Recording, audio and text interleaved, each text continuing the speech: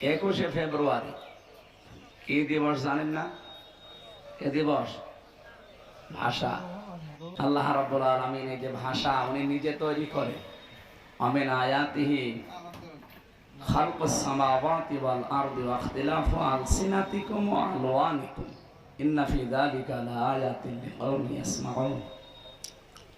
আল্লাহ তাআলা বলেন, আমি আকাশ আর জমিন বানিয়েছি, এরপরে তোমাদের ভাষা এবং বৈচিত্র্য, রং, বর্ণ এগুলো আমি আল্লাহ বানিয়েছি। এই জন্য পৃথিবীতে এখন প্রায় 4,500-এর উপরে ভাষার লোক আছে। কত? তার ভেতরে বাংলা ভাষা একটা।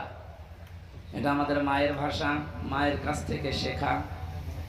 প্রশ্ন আসতে পারে, বাবার কাছ থেকে একটা শেখা, তাহলে বাবা ভাষা তো বলা হয় না। বিশ্বনবী মুহাম্মদ রাসূলুল্লাহর হাদিস হচ্ছে, পৃথিবীতে মানুষের জন্য আল্লাহর পরে সবচাইতে বেশি কষ্ট স্বীকার করে তার মা।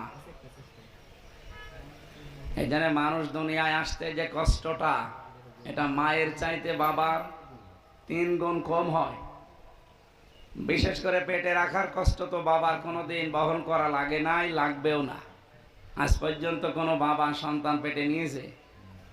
এটা সম্ভব না।